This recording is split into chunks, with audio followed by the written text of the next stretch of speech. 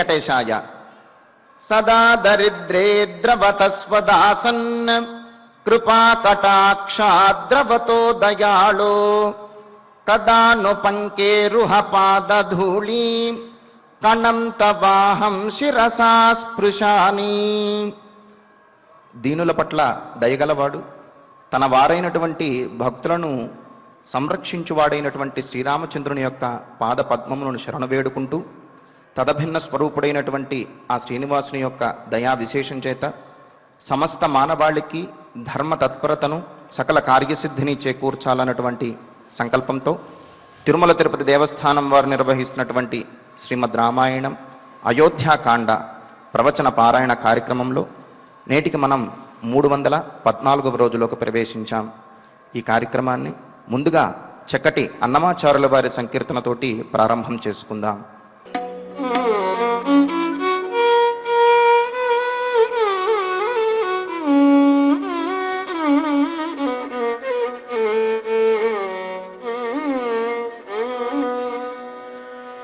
వినుడిదే రఘుపతి విజయములు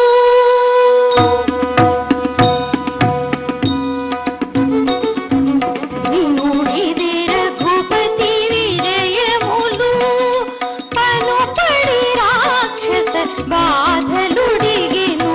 వినుడిదే రఘుపతి విజయములు పనుపడి రాక్షస బాధలుడిగెను. వినుడిదే రఘుపతి విజయములు వినుడిదే రఘుపతి విజయములు.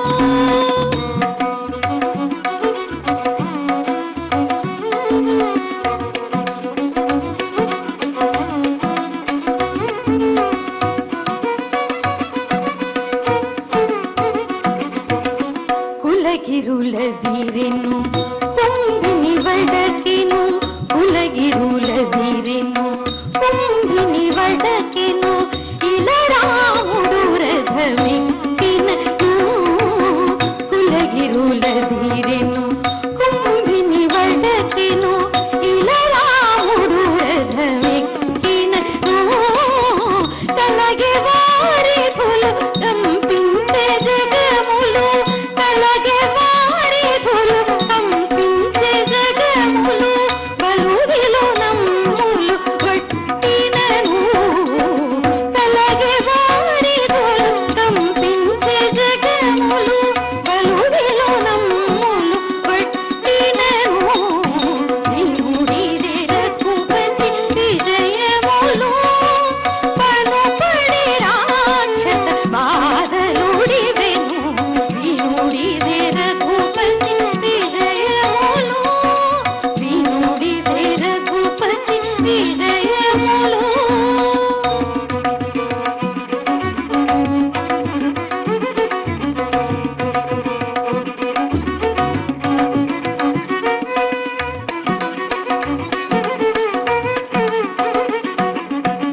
పిడుగులు దూరిగెను పెనుగాలి విసరే పిడుగులు దూరిగెను పెనుగాలి విసరే తొడిబడ బాణము తొడిగినను.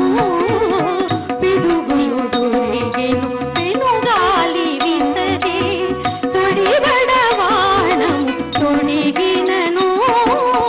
ముడిబడని కొల మొక్కే దిగ్గజములు ముడిబడని కొల మొక్కే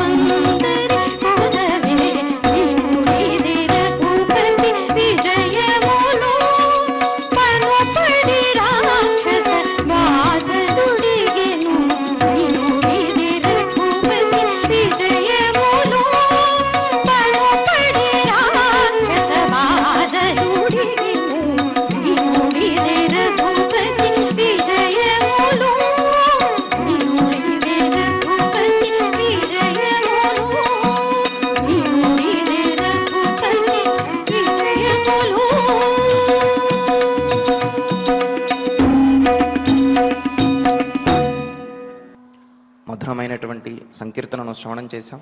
ఇంకా ఇప్పుడు శ్రీ గురు ధ్యానపూర్వకంగా సంకల్ప వాక్యాలను అందరము కలిసి పలుకుతూ ఈ కార్యక్రమాన్ని ప్రారంభం చేసుకుందాం. శ్రీ గురు ధ్యానం. గురుర్బ్రహ్మా గురుర్విష్ణు గురుర్దేవో మహేశ్వరః గురుః సాక్షాత్ పరం బ్రహ్మ తస్మై శ్రీ గురవే నమః. శ్రీనివాస ధ్యానం.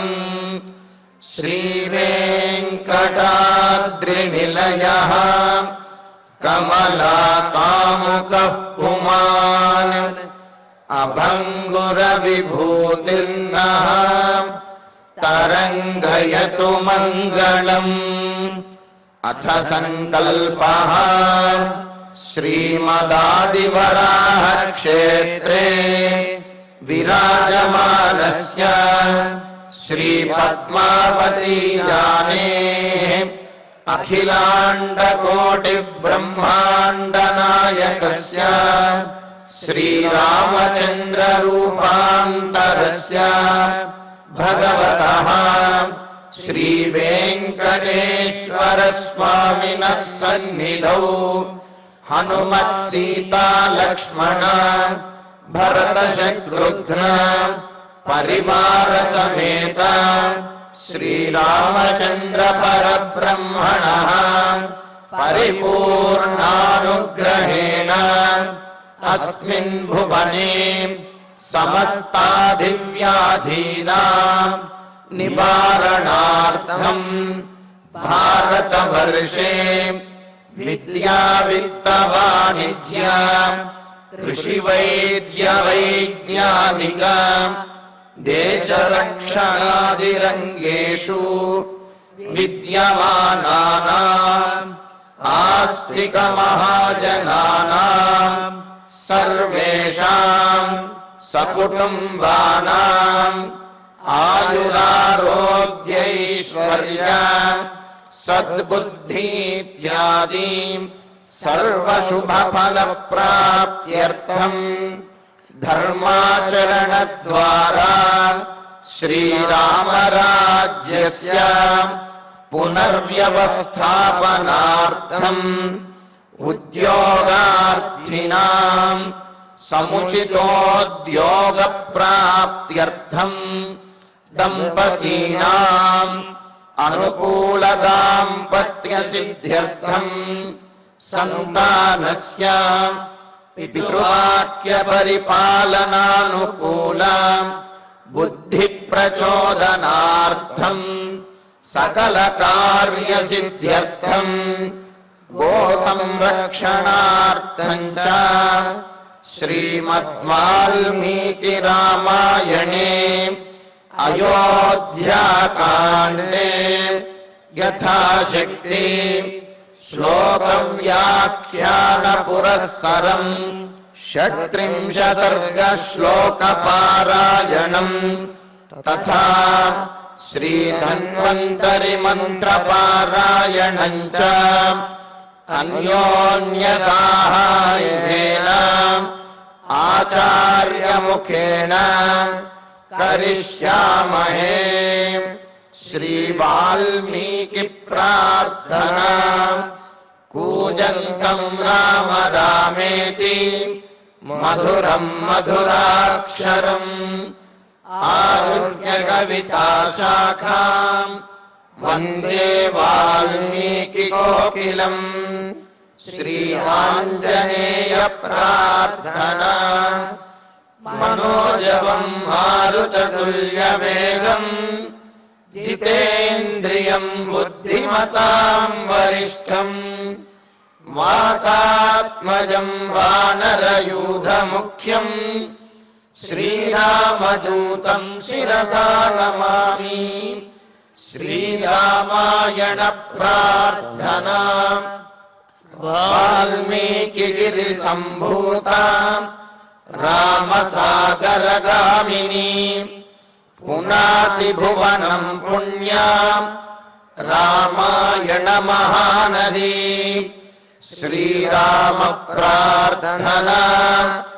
అయోధ్యాఖ్యేతు గుర్వర్ధే త్యక్త్వా రాజ్యం గిరౌ వసన్ పాదుకే భరతాయాదాత్ సరామః శరణం మమ. శ్రీరామచంద్ర పరబ్రహ్మణే నమః. అథ శ్రీమద్ రామాయణే ఆదికావ్యే అయోధ్యాకాండే 36 సర్గః. శ్రీమన్నారాయణ చరణౌ శరణం ప్రపద్యే. శ్రీమతే నారాయణాయ నమః. శ్రీరామాయ నమః. రాజ్యం గత జనం సాధో పీతమండాం సురామివ నిరాస్వాద్యతమం శూన్యం భరతో నాభిపత్స్యతే. కైకేయి దశరథునితో అంటున్నటువంటి మాటలు. దశరథ మహారాజు సుమంత్రుల వారితోటి, సుమంత్ర, అరణ్యంలో రాముడు సుఖముగా సంతోషంగా ఉండడానికి, యజ్ఞయాగాదులన్నీ కూడా ఆచరించడానికి, రాజభోగాలన్నీ కూడా అనుభవించడానికి కావలసినటువంటి సౌకర్యములన్నీ కల్పించు. చతురంగ బలములను, సంగీత వాయిద్యములను, పండితులను, ఈ మొదలైనటువంటి వారందరినీ కూడా రాముడితో పాటే పంపించేద్దాము, వీరులను కూడా రాముడితో పాటే ఉండాలి అని ఈ విధంగా అయోధ్య నగరంలో ఉండే రాజ సంపదనంతటినీ కూడా రాముడితోటే పంపించేయాలి అనుకుంటూ తన ధనాగారాన్ని, ధాన్యాగారాన్ని, వీటినన్నిటినీ కూడా రాముడితో పంపించేయమని చెప్పి పంపించడానికి సిద్ధం చెయ్యమని సుమంత్రుల వారితోటి దశరథ మహారాజు చెబితే, కైకేయి దశరథ మహారాజుని ఎదురుగా వచ్చి చూస్తూ, ఏం చేస్తున్నావయ్యా నువ్వు చేసే పని ఎలా ఉన్నదో అని చెప్పి ఆయనతో మాట్లాడుతున్నది.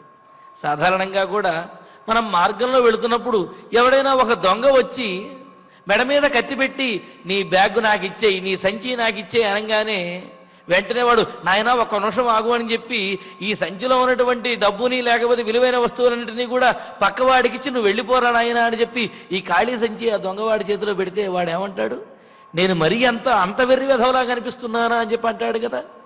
అంటే దానితో పాటు ఉన్న విలువైన వస్తువులన్నీ ఇమ్మని అర్థం, కానీ అవన్నీ ఖాళీ చేసి ఉత్తది ఇస్తే ప్రయోజనం ఏమున్నది?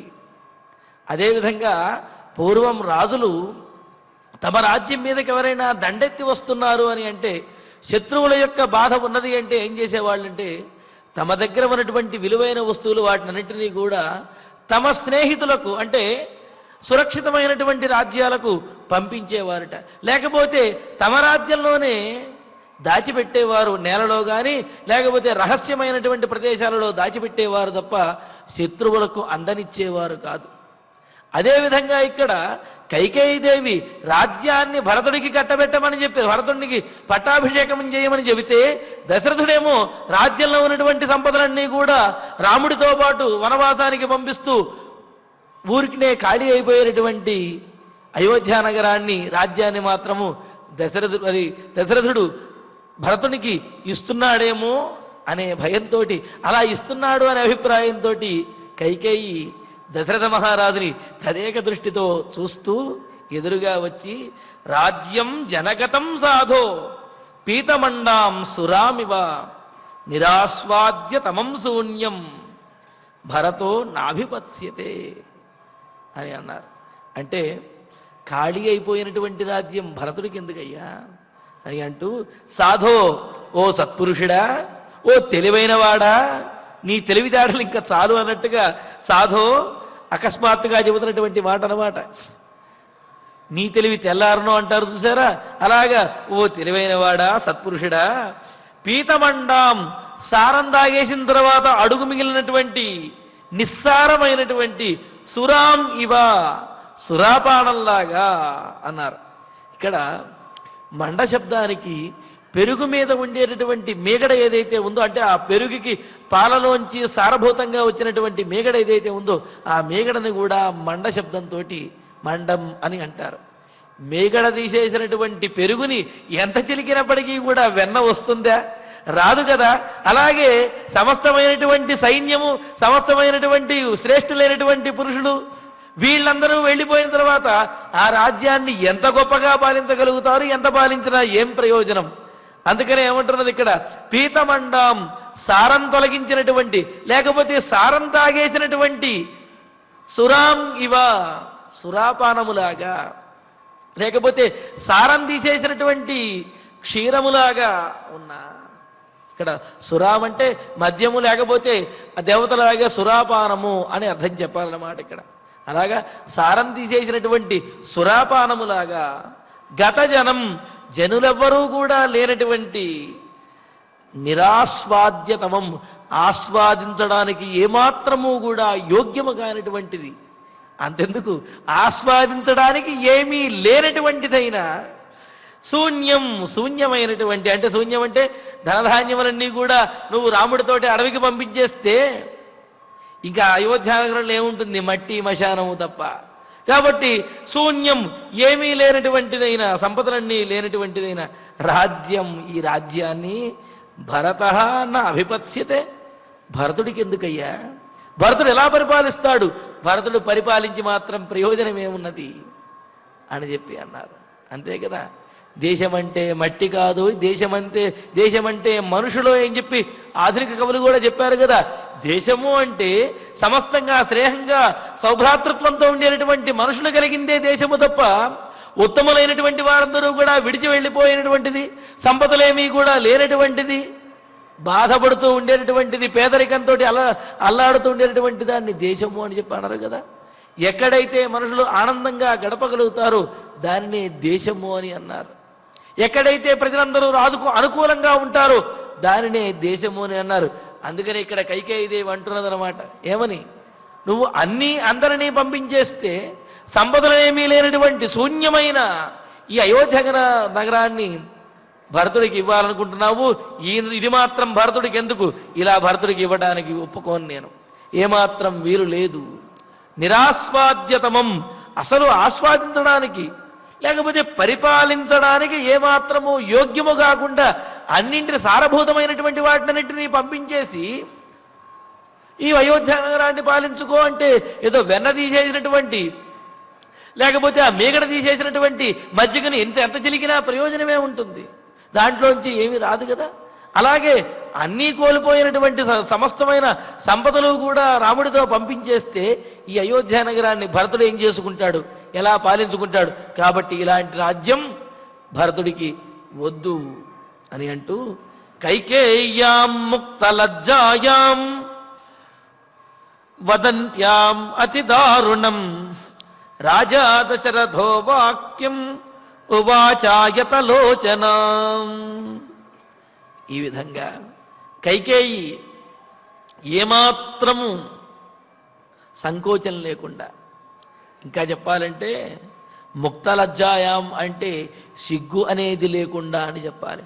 ఆ విధంగా ఏమాత్రము సంకోచం అనేది లేకుండా సిగ్గు విడచి అతి దారుణం వదంత్యాం, ఈ విధంగా దారుణంగా మాట్లాడుతూ ఉంటే, భరతుడికి పట్టాభిషేకం చేస్తాను, రాముడిని వనవాసానికి పంపిస్తాను అని చెప్పిన తర్వాత కూడా ఇలాగా రాముడికి ఇవన్నీ ఇచ్చి పంపించేస్తే నా కొడుకేం గాను ఇవన్నీ ఏం పరిపాలించుకుంటాడు అని ఇలాగా కఠినంగా దారుణంగా వదంత్యాం మాట్లాడుతూ ఉంటే, రాజా దశరథ మహారాజు ఆయతలోచనాం, ఇక్కడ ఆయతలోచనం అనే దానికి రెండు అర్థాలు చెప్పాడు.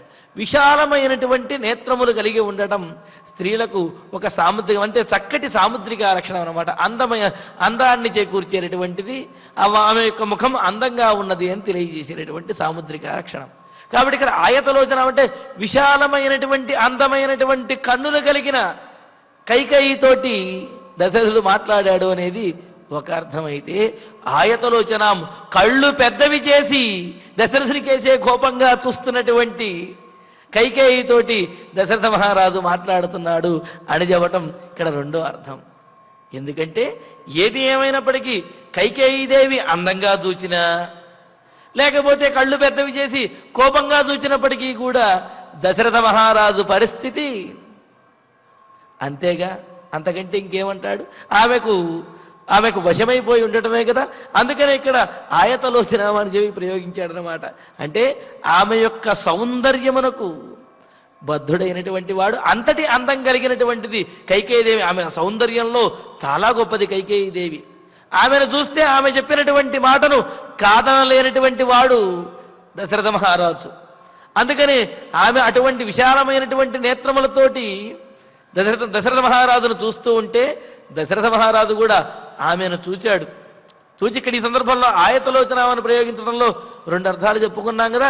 ఆమె యొక్క సౌందర్యాన్ని తెలియజేయటం ఒక అర్థమైతే, ఆమె యొక్క కోపంతో కన్నులు పెద్దవి చేసి చూస్తున్నది అని తెలియజేయటం ఒక అర్థము, కోపంలో కూడా అందంగానే ఉంటుంది అని చెప్పటము మరొక అర్థం అన్నమాట. అటువంటి కైకేయీదేవితోటి ఏమాత్రము సంకోచము లేకుండా సిగ్గుని విడిచి ఇలాగ తనకు కావలసినటువంటి దాన్ని సాధించుకోవటం కోసం ఇలా సాధించి చంపుతున్నటువంటిదైన కన్నులు పెద్దవి చేసి చూస్తున్నటువంటి ఆ కైకేయీదేవితోటి రాజా దశరథ మహారాజు ఈ విధంగా పలుకుతూ ఉన్నాడు. ఏమని? వహంతం కిం తు దశిమాం నియుజ్యధురిమాహితే అనార్యే కృత్యమారబ్ధం కిన్న పూర్వముపారుధ.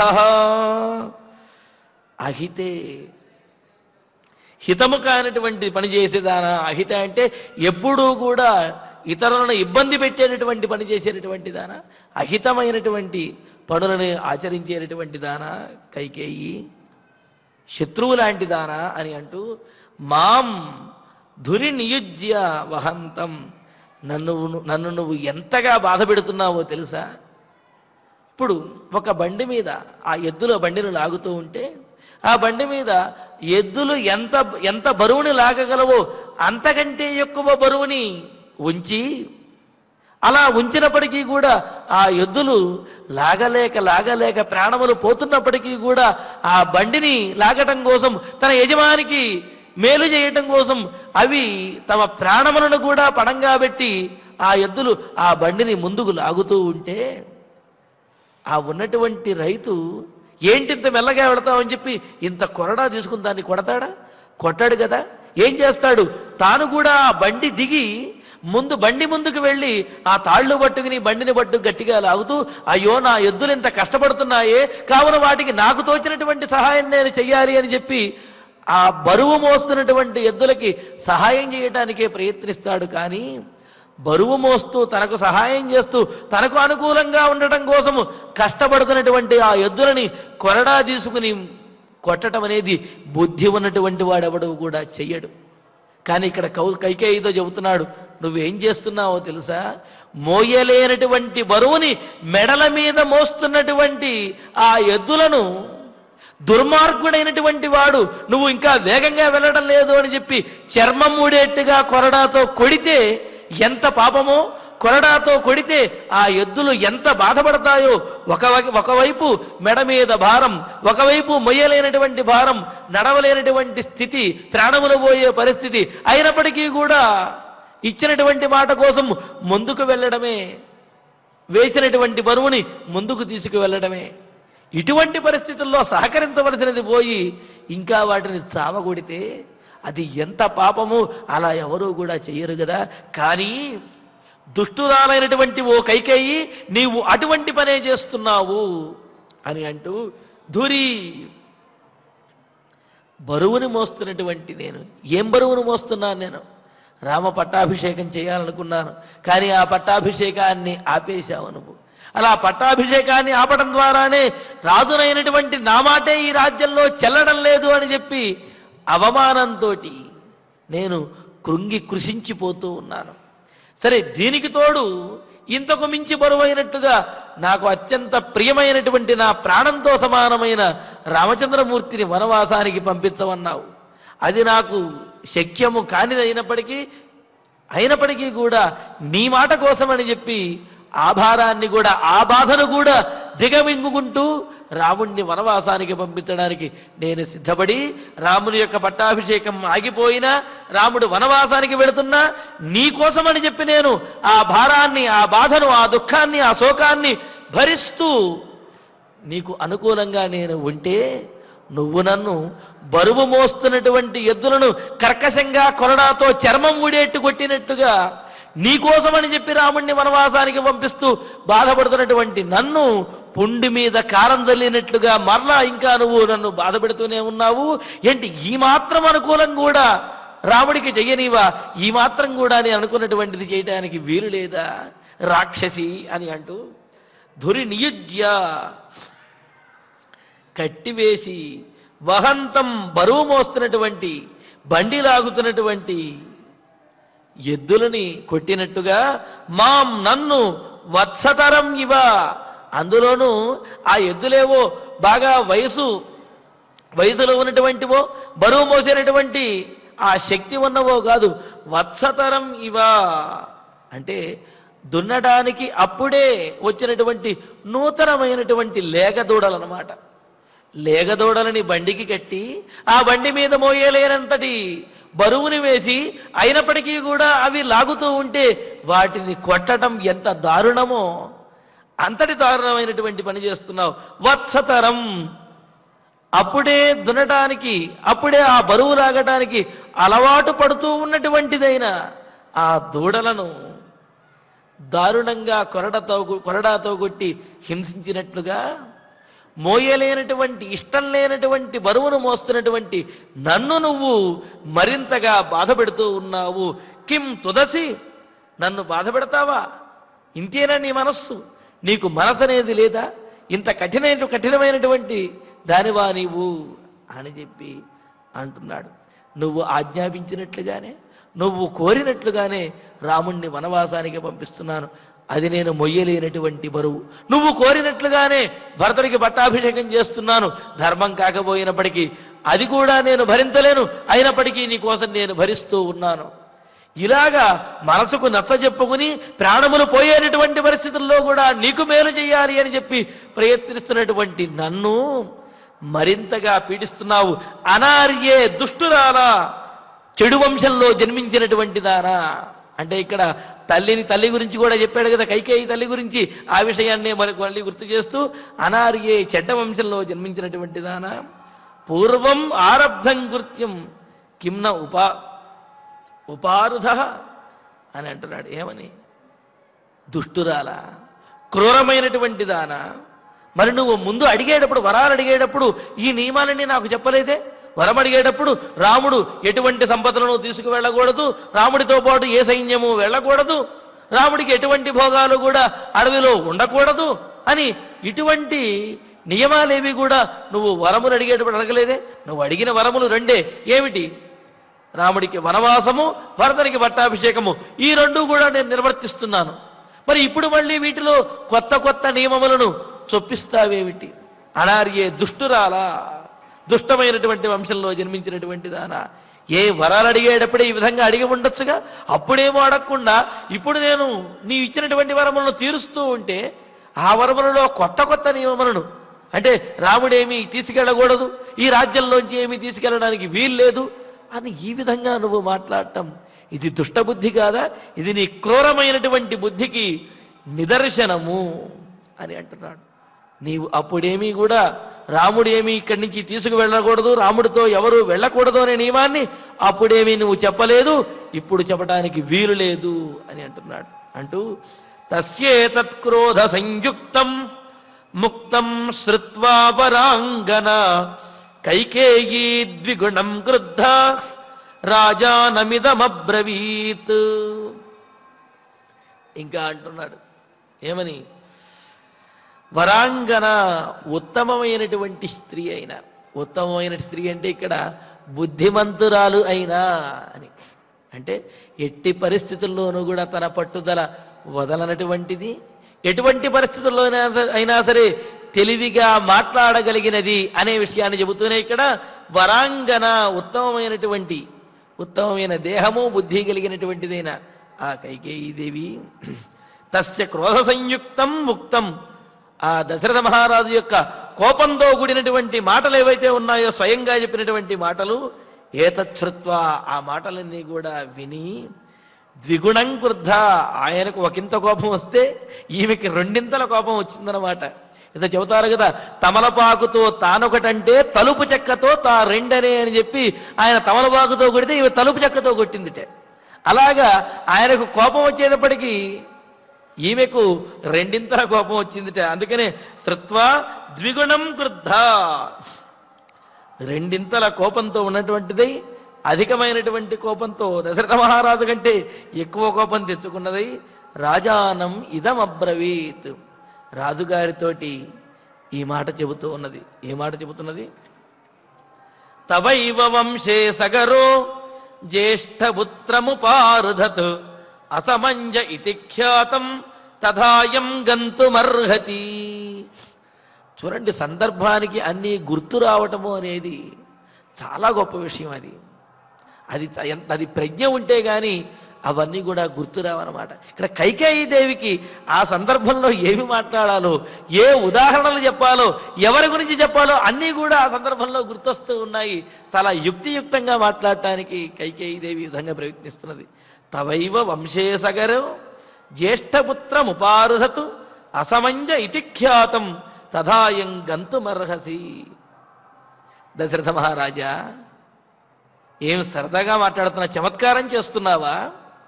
నేను రాజ్యాన్ని భరతుడికి ఇమ్మని అంటే రాజ్యాన్ని ఖాళీ చేసి ఇమ్మని చెప్పే ఉద్దేశ్యము అలా ఎవరైనా చేస్తారయ్యా? పోనీ ఉదాహరణ చెబుతాను విను. మీ వంశంలోనే పూర్వం సగర మహారాజు ఉండేవాడు కదా. ఆ సగర మహారాజుకి పెద్ద కొడుకు అసమంజసుడు అనేవాడు ఉన్నాడు. ఆ తర్వాత 60,000 మంది కుమారులు ఉన్నారు. ఆ అసమంజసుణ్ణి సగరులు దేశం నుండి బహిష్కరించాడు. బహిష్కరించినప్పుడు ఆ అసమంజసుడికి కావలసినటువంటి చతురంగ బలములను, అదేవిధంగా రాజ్యంలో ఉండే సంపదలను, సగరుని యొక్క ధనాగారాన్ని, ధాన్యాగారాన్ని, వీటినన్నిటినీ కూడా ఆ అసమంజసునితోటి పంపించాడా? అసమంజసుని దేశ బహిష్కరణ, దేశంలోంచి బయటకు పొమ్మన్నాడు అంటే కట్టుబట్టలతో వెళ్ళమని అర్థము. అంతేగాని ఆయనకు కావలసినటువంటి సౌకర్యములన్నీ కూడా ఇచ్చి పంపించలేదు కదా అని అంటూ, తవ వంశేవా, ఇదేదో మా వంశానికి నువ్వు అన్నావు కదా, మాది చెడ్డ వంశము అని చెప్పి, సరే మా చెడ్డ వంశంలో ఉదాహరణ కాదు, మీ ఉత్తమమైనటువంటి వంశంలో మాట చెబుతాను విను అని అంటూ, తవ వంశేవా దశరథ మహారాజా, మీ వంశంలోనే పూర్వం పూర్వీకులు అయినటువంటి సగర చక్రవర్తి అసమంజ ఇతి ఖ్యాతం, అసమంజసుడు అని ప్రసిద్ధి చెందిన, అసమంజసుడు అని పేరు కలిగినటువంటి వాడైన జ్యేష్ఠపుత్రం, తన జ్యేష్ఠ కుమారుణ్ణి ఉపారుధతు, రాజ్యానికి రాకుండా అడ్డుకున్నాడు. రాజ్యంలోకి ప్రవేశం లేదు అని చెప్పి శాసించాడు. రాజ్యం నుంచి ఆ పెద్ద కొడుకైనటువంటి అసమంజసుణ్ణి బయటకు పంపించేశాడు. రాజ్య బహిష్కరణ, దేశ బహిష్కరణ చేశాడు అని చెప్పి అన్నది. అంటే దేశ బహిష్కరణ చేశాడు. ఆ చేసేటప్పుడు ఆయనకు ఈ సమస్తమైన సౌకర్యాలు కలిగించి చెయ్యలేదు. దేశ బహిష్కరణ చేసి అవతలకి పొమ్మన్నాడు. అది ఎవరో కాదు, మీ వంశంలో ఉన్నటువంటి పూర్వీకులైన సగరవర్తి చేసిన పని. తథాయం గంతుమర్హసి, అదేవిధంగా ఆ అసమంజసుడు ఏ విధంగా అయితే రాజ్యం నుండి తండ్రి యొక్క ఆజ్ఞ మేరకు రాజ్యం నుండి బయటకు వెళ్ళిపోయాడు, ఈ రామచంద్రుడు కూడా నీ ఆజ్ఞతోటి ఈ రాజ్యం నుంచి బయటకు వెళ్ళిపోవాలి. కానీ కావలసినటువంటి సౌకర్యములన్నీ కూడా నువ్వు ఆ రామచంద్రమూర్తికి దోచిపెట్టేస్తే వాటినన్నింటినీ తీసుకుని రాముడు వనవాసానికి వెళితే ఇంకా నాకు ప్రయోజనం ఏమున్నది? నా బిడ్డ ఈ రాజ్యానికి రాజయ్య ప్రయోజనం ఏమున్నది? నీ వంశంలో పూర్వీకులు ఏ విధంగా అయితే ఆ సగర చక్రవర్తి అసమంజసుణ్ణి రాజ్యం నుండి బయటకు పంపించాడో, ఆ అసమంజసుడు ఏ విధంగా అయితే రాజ్యం నుండి బయటకు వెళ్ళిపోయాడో, ఈ రామచంద్రుడు కూడా ఆ విధంగానే రాజ్యం నుండి బయటికి వెళ్ళాలి తప్ప సమస్త సంపదలను కూడా తనతో పాటు మూట కట్టుకు వెళితే కుదిరేటటువంటి పని కాదు. అలా చెయ్యటానికి నేను ఒప్పుకోను అని అంటున్నది. అంటూ ఈ విధంగా ఆ రామచంద్రమూర్తిని అసమంజసుడితో పోల్చి, అసమంజసుణ్ణి సగర చక్రవర్తి ఏ విధంగా పంపించాడో నువ్వు రాముణ్ణి అలా పంపించాలి అని చెప్పి ఎప్పుడైతే అన్నదో, వెంటనే ఆ దశరథ మహారాజుకు ఉన్నటువంటి 8 మంది మంత్రుల్లో కూడా అక్కడ సిద్ధార్థ అనే ఒకనొక మంత్రి ఉన్నాడు. దృష్టిర్జయంత విజయ సిద్ధార్థో హ్యర్థసాధన అశోకో విజయశ్చైవ సుమంత్రశ్చ అని చెప్తూ 8 మంది మంత్రుల గురించి చెప్పారు కదా. ఆ 8 మంది కూడా ఒక్కొక్కళ్ళు ఒక్కొక్క విశేషం కలిగినటువంటి వాడు. మరి వాళ్ళందరూ వాళ్ళు కూడా ఉన్నారు కదా ఇక్కడ. వాళ్ళు అంతలో ఈ సిద్ధార్థుడు ఆయన వచ్చాడు. వచ్చి ఈ కైకేయీదేవి ఈ విధంగా మాట్లాడటం అంటే ఏమిటి, రాముడిని అసమంజసుడితో పోల్చి మాట్లాడటంతో ఆ సిద్ధార్థుడికి చాలా కోపం వచ్చి తత్ర వృద్ధి మహామాత్ర సిద్ధార్థో నామనామత శుచిర్బహుమతో రాజ్ఞ కైకేయీమిదమబ్రవీత్. తత్ర అక్కడ ఆ దశరథ మహారాజు యొక్క అంతఃపురంలో ఆ సమయంలో వచ్చినటువంటి వాడు, ఆ సమయంలో ఉన్నటువంటి వాడైన వృద్ధ ముసలివాడైనటువంటి వాడు సిద్ధార్థుడు.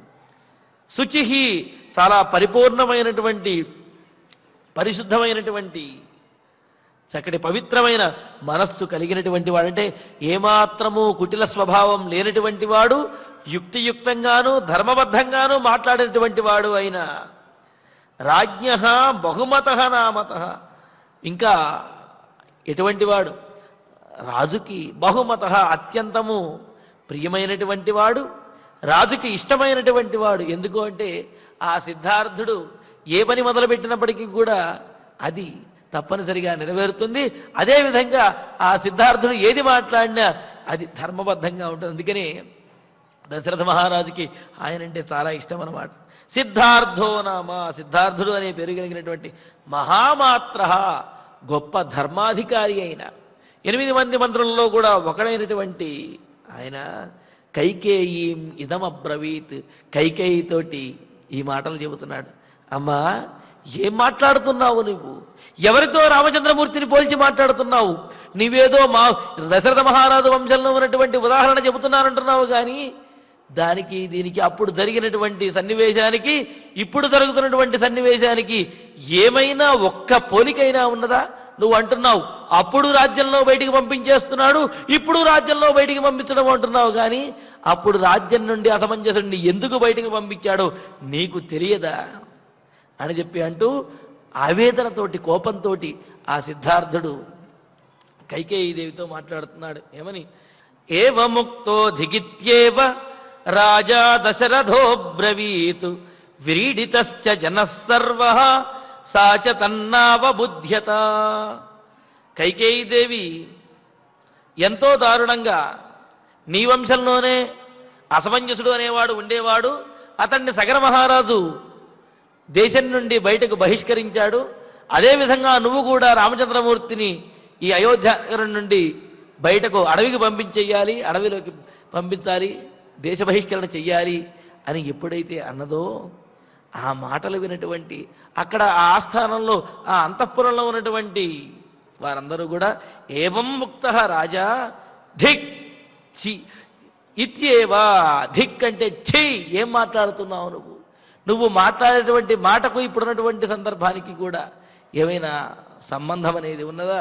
ధిగిత్యేవా, ఛీ ఏమిటి నీ మాటలు అని చీత్కారం చేస్తూ అబ్రవీతి ఆయన దశరథ మహారాజు అంటున్నాడు.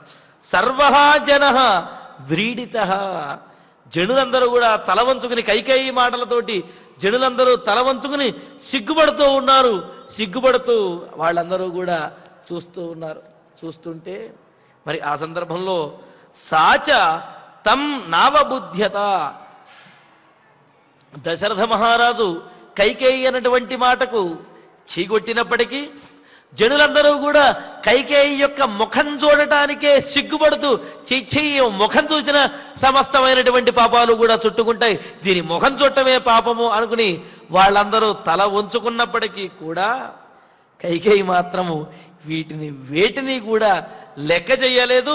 సాచ నావబుధ్యత. అదేవిధంగా ఆమె తాను చేస్తున్నటువంటి పనిని, తాను మాట్లాడుతున్నటువంటి పనిని నా అవబుధ్యత, అందులో ఉన్నటువంటి తప్పుని తెలుసుకోలేకపోయింది. ఏదో మాట్లాడేయాలి అని చెప్పి మాటకు మాట చెప్పాలి అని చెప్పి లేనిపోయినటువంటి పోలిక చెప్పేస్తే దానివల్ల ప్రయోజనం ఏముంది? వాళ్ళందరూ దశరథుడు చీకొట్టినా వాళ్ళందరూ కూడా ముఖం చూడటానికే ఇష్టం లేక పక్కకు తల వంచుకున్నప్పటికీ కూడా కైకేయీదేవి తాను మాట్లాడినటువంటి మాటల్లో ఉన్న తప్పుని కానీ లేకపోతే వాళ్ళందరూ కూడా తిడుతున్నారు అనేటువంటి అభిప్రాయాన్ని కానీ ఆమె ఏమాత్రమూ పొందలేదు. అసలు ఆ విషయాన్ని అర్థం చేసుకోవడానికి కూడా ప్రయత్నించడం లేదు. ఏం చేస్తున్నది, నా పట్టు నేను విడవను అని చెప్పి ఇలా మొండి పట్టు పట్టుకుని కూర్చున్నది. ఇలాగ జనులందరూ కూడా సిగ్గుపడుతున్నారు. కైకేయి లెక్క చేయటం లేదు. దశరథ మహారాజు చీకొడుతున్నాడు, అయినా లెక్క చేయడం లేదు. తాను చెప్పదలుచుకున్నది చెబుతున్నది. ఇటువంటి సందర్భంలో అక్కడ ఉన్నటువంటి సిద్ధార్థుడు అనే తత్ర వృద్ధి మహామాత్ర సిద్ధార్థో నామనామత శుచి బహుమతో రాజ్ఞ కైకేయీ మిదమబ్రవీత్.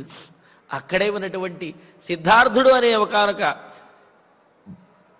గొప్ప ధర్మాధికారి అయినటువంటి వాడు, వయోవృద్ధుడు జ్ఞానవృద్ధుడు అయినటువంటి దశరథ మహారాజుకి అత్యంత ప్రియమైన వాడైనటువంటి సిద్ధార్థుడు అని ఆయన కైకేయితోటి ఈ మాట చెబుతూ ఉన్నాడు. ఏమని, కైకేయీదేవి నీవు ఏమి చెబుతున్నావు, ఇక్కడ జరుగుతున్నదేమిటి అని చెప్పి అంటూ ఏమని, అసమంజో గృహీత్వాతు క్రీడితపధిదారకాన్ సరైవాహ ప్రక్షిపన్నప్సు రమతే తేన దుర్మతి. ఏం మాట్లాడుతున్నావమ్మా నీవు? అసమంజసునికి రామచంద్రునికి పోలిక, రామచంద్రుని యొక్క గుణములు నీకు తెలియవా అని చెబుతూ మరి అయోధ్యకాండ మొదట్లోనే దాదాపు 2 సర్గల పాటు రాముని యొక్క గుణములనే చెప్పాడు. ఆ రాముని గుణములతోటి అయోధ్యానగరంలో ఉన్నటువంటి సమస్తమైనటువంటి ప్రాణులు కూడా ఆనందిస్తూ ఉన్నారు. ఇంకా చెప్పాలి అంటే అందరికంటే ఎక్కువగా ఆనందించినటువంటిది కైకేయీదేవి. అందుకని ఏమంటున్నాడు, ఆ దుర్మార్గుడైనటువంటి అసమంజసునితోటి రాముణ్ణి పోల్చుతూ అసమంజసుని పంపించినట్లుగా రాముణ్ణి పంపించవయ్యా అని చెప్పి నీవు మాట్లాడుతున్నావా? ఇదేమైనా నీకు న్యాయమా అని అంటూ అసమంజో గృహీత్వాతు క్రీడతపధిదారకాన్ సరైవాహ ప్రక్షిపన్నప్సు రమతే తేన దుర్మతి అని అంటూ అసమంజసుడు ఎటువంటి వాడో తెలియదా? అసమంజుడు, అసమంజసుడు 2 పేర్లు కూడా ఉన్నాయి ఆయనకి అన్నమాట. దుర్మతి చాలా దుష్టమైనటువంటి బుద్ధి కలిగినటువంటి వాడు అయినా అసమంజ. ఆ అసమంజసుడు ఏం చేసేవాడో గుర్తులేదా నీకు? పది మార్గంలో వెళుతూ క్రీడత ఆడుకుంటున్నటువంటి దారకాన్ పిల్లలను, చిన్న పిల్లలను గృహీత్వా పట్టుకుపోయి సరైవాహ అప్సు ప్రక్షిపన్, సరయూ నది నీళ్లలో వారందరినీ కూడా దారిలో వెళుతూ ఆడుకుంటున్నటువంటి పిల్లల్ని బుధానేసుకుని వెళ్ళిపోయి సరయూ నదిలో నీళ్లలో విసిరివేసేవాడు. విసిరివేసి అప్సు ప్రక్షిపన్ తేనా, అలాగ వాళ్ళు నీటిలో పడి ప్రాణములు కాపాడుకోవటం కోసం ఆ నీటిలోంచి బయటకు రాలేక కాళ్ళు చేతులు కొట్టుకుంటూ నీటిలో మునిగిపోతూ వాళ్ళ యొక్క నోటి నుండి వచ్చేటటువంటి బుడగలతోటి ఆ నీరు బుడక్ బుడక్ అనే విధంగా బుడగలు వస్తూ ఉంటే ఆ బుడగలని చూచి అసమంజసుడు ఆనందించేవాడు. ఈ విధంగా చిన్నపిల్లలను తీసుకువెళ్ళి ఆ నదిలో పడేసి వాళ్ళు ప్రాణాలు పోయేటటువంటి పరిస్థితుల్లో వాళ్ళు గిలగిలలాడుతూ ఉంటే అది చూచి విలవిలలాడేటువంటి వారిని చూచి ఆనందిస్తూ గడిపేవాడు ఆ అసమంజసుడు. అటువంటి దుర్మార్గుడైనటువంటి క్రూరమైనటువంటి స్వభావం కలిగిన ఆ అసమంజసుడిని చూచి ఆ అసమంజసుడితోటి రామచంద్రుడిని పోలుస్తావా? రాముడి యొక్క స్థితి ఏమిటి? రాముడు తనకు బాధ కలగటం కంటే కూడా ఇతరులకు బాధ కలిగింది అంటే రామచంద్రుడు తట్టుకోలేడే. రాముడు ఇతరులకు ఆనందం కలిగితే పితేవ పరితుష్యతి, తండ్రి ఏ విధంగా తన కుమారుడు ఏదైనా సాధిస్తే వాడికి ఆనందం కలిగితే తాను ఆనందిస్తాడో అదేవిధంగా అంత ఆ గొప్ప ఆనందాన్ని పొందేవాడే ఇతరుల యొక్క దుఃఖాన్ని చూడలేనటువంటి వాడు, ఇతరుల యొక్క ఆనందంతో తాను ఆనందించేటటువంటి ఉత్తమమైన ఉదాత్తమైన సుకుమారమైనటువంటి సానుకూలమైన బుద్ధి కలిగినటువంటి రామచంద్రుడు ఎక్కడా? పిల్లలను తీసుకుపోయి సరైన నదిలో పడేసి వాళ్ళు గిలగిలలాడుతూ విలవిలలాడుతూ ప్రాణాలు కోల్పోయే పరిస్థితిలో బాధపడుతూ ఉంటే వారిని చూచి ఆనందిస్తూ ఆడుకునేటువంటి వాడైన ఆ అసమంజసుడు ఎక్కడ? అటువంటి దుర్మార్గుడైనటువంటి అసమంజసుడితోటి ఈ రామచంద్రుడిని నీవు పోల్చుతున్నావు. ఈ మాత్రం కూడా నీకు బుద్ధి లేదా? ఈ మాత్రం కూడా నీవు ఆలోచించలేవా?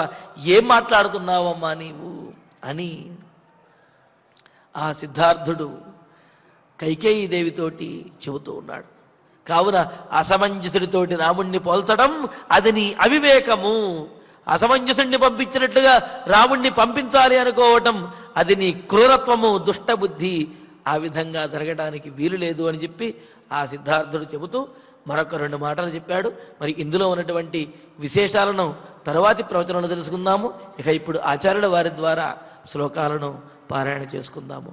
సా విషణ్ణా చ సంత్రస్త ముఖేన పరిశుష్యత రాజానమేవ అభిముఖీ కైకేయీ వాక్యమబ్రవీత్ రాజ్యం గతజనం సాధో పీతమండాం సురామివ నిరాస్వాద్యతమం శూన్యం భరతః నాభిపత్స్యతే కైకేయ్యాం ముక్తలజ్జాయాం వదంత్యాం అతిదారుణా రాజా దశరథో వాక్యం ఉవాచ ఆయతలోచనా వహంతం కిం తుదసిమాం నియుజ్య ధురిమాహితే అనార్యే కృత్యమారబ్ధం కిన్న పూర్వం ఉపారుధః తస్యేతత్ క్రోధ సంయుక్తం ఉక్తం శ్రుత్వా వరాంగనా కైకేయీ ద్విగుణం క్రుద్ధా రాజానం ఇదమబ్రవీత్ తవైవ వంశే సగరః జ్యేష్ఠం పుత్రముపారుధత్ అసమంజః ఇతి ఖ్యాతం తథాయం గంతుమర్హతి ఏవ ముక్తః ధిగిత్యేవ రాజా దశరథో బ్రవీత్ వ్రీడితశ్చ జనః సర్వః సాచతం నావబుధ్యత తత్ర వృద్ధః మహామాత్రః సిద్ధార్థః నామనామతః శుచిః బహుమతో రాజ్ఞః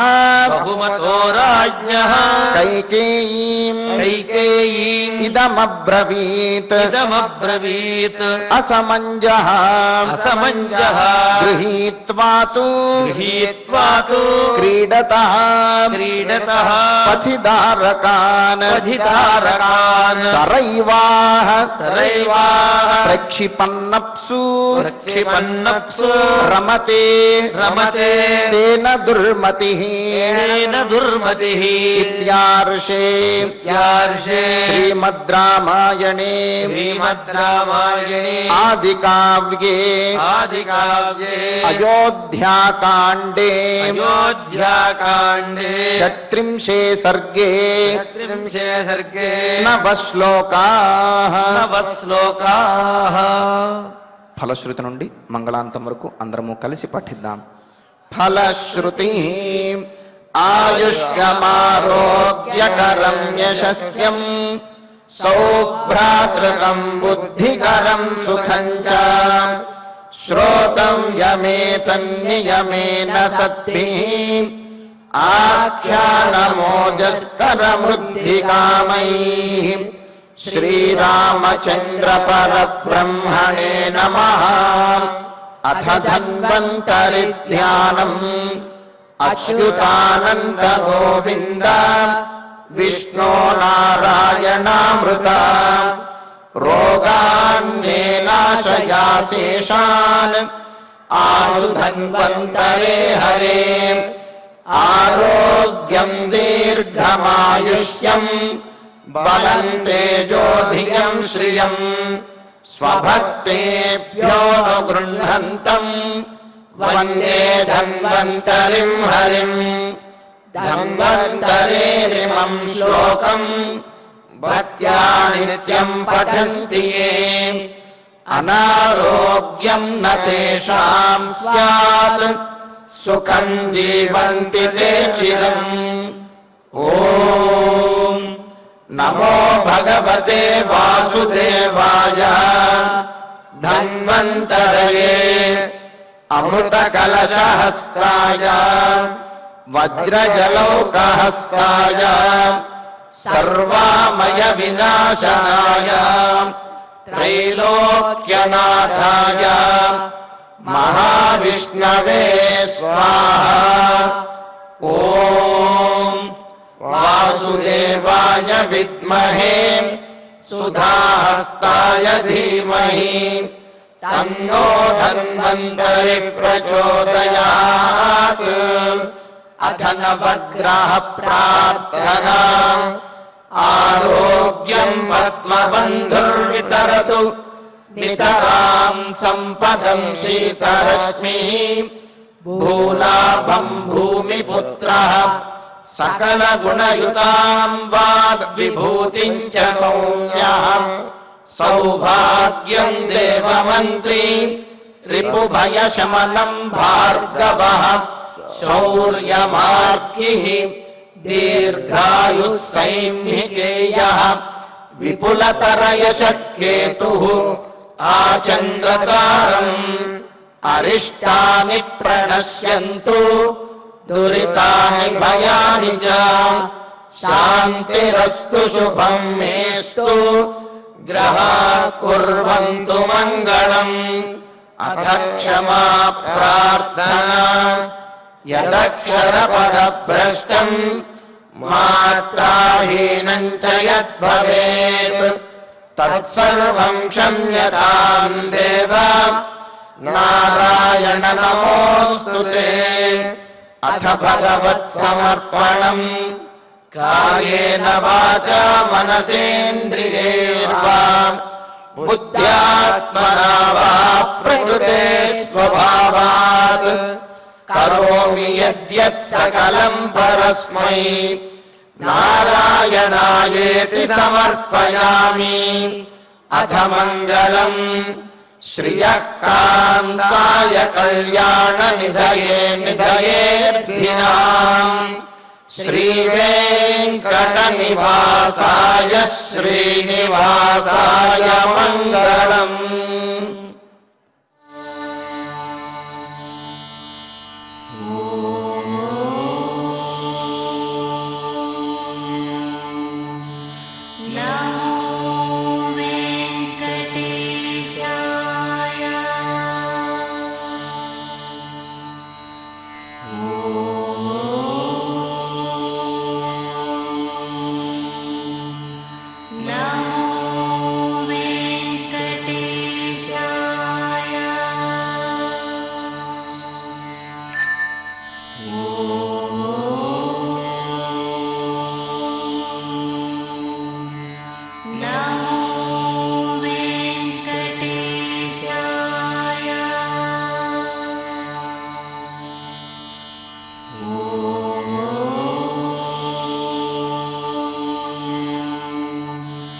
Now